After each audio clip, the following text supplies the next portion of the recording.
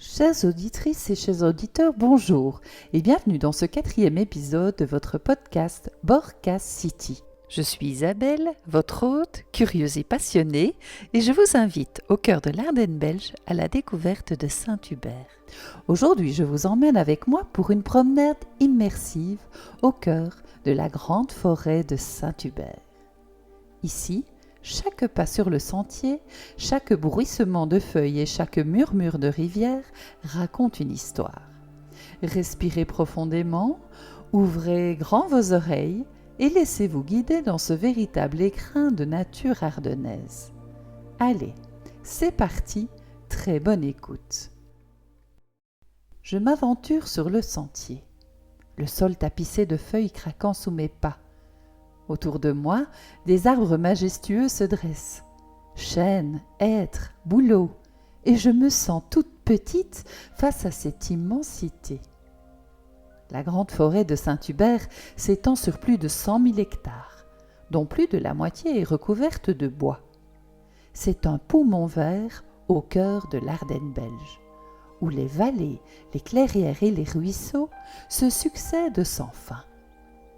À chaque détour, la forêt offre une surprise, le passage furtif d'un chevreuil, un cerf majestueux au loin, ou le cri lointain d'un rapace.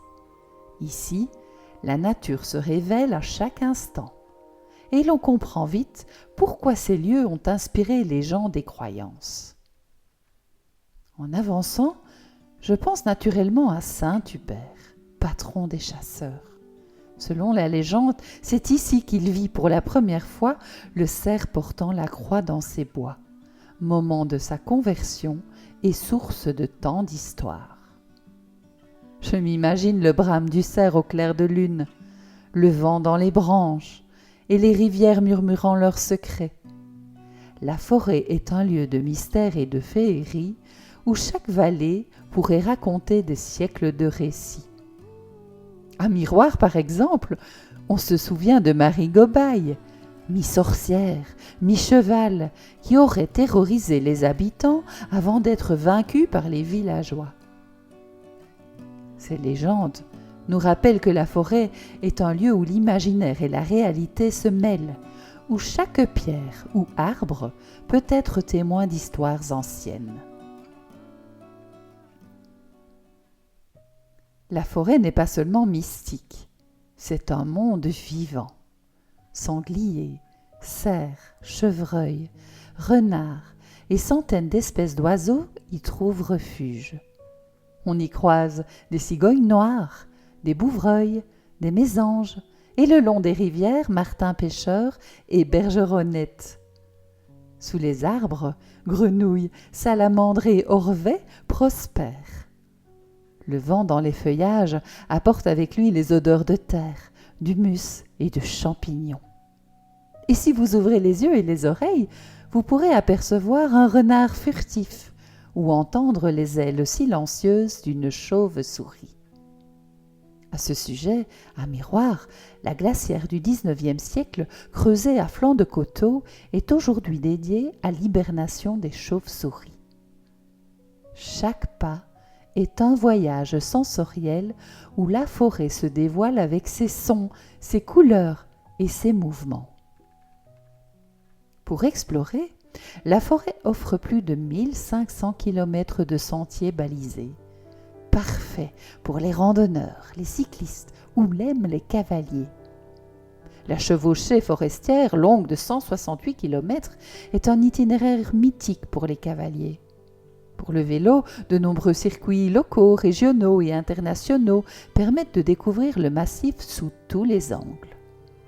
La grande forêt de Saint-Hubert dispose de son propre réseau point nœud pédestre.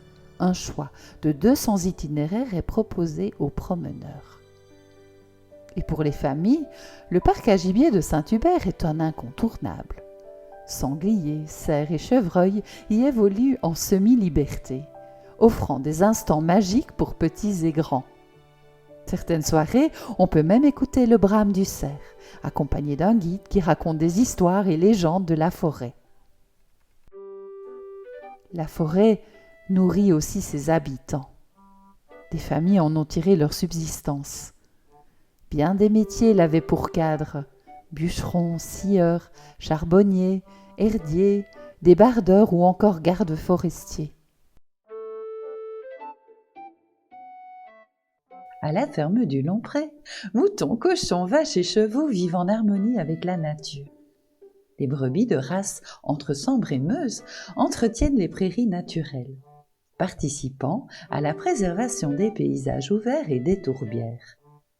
L'élevage y est respectueux de l'animal et de l'environnement, avec un atelier de boucherie à la ferme et une valorisation des produits sur place. Ici, la forêt devient une source de vie, de travail et de tradition, un lien direct entre l'homme et la nature.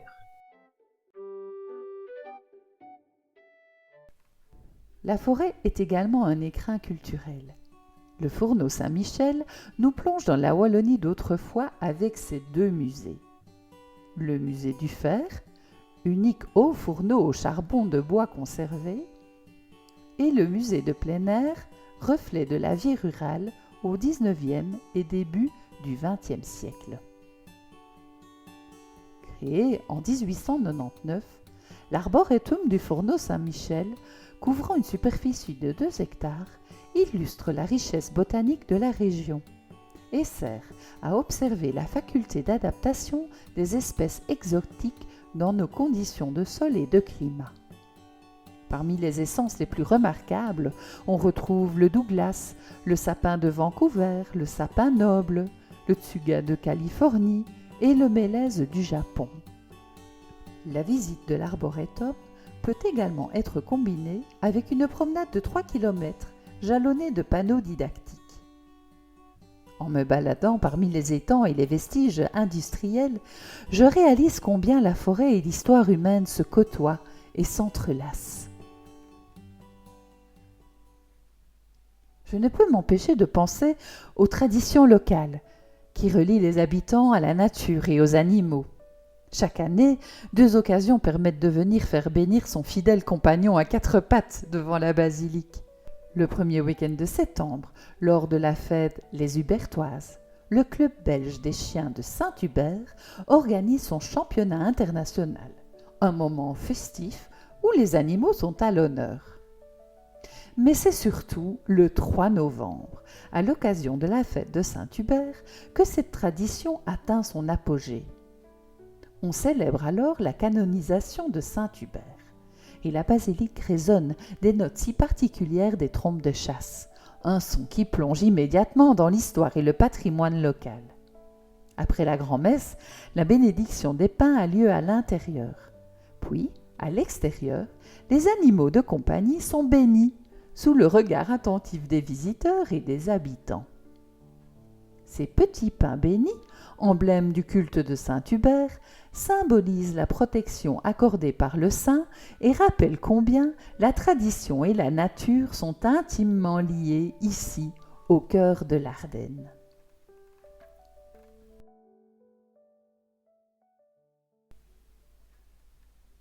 Alors que je quitte le sentier et que la lumière décline entre les arbres, je comprends que la grande forêt de Saint-Hubert est bien plus qu'un lieu. C'est un voyage à travers la nature, l'histoire, les légendes et la vie locale.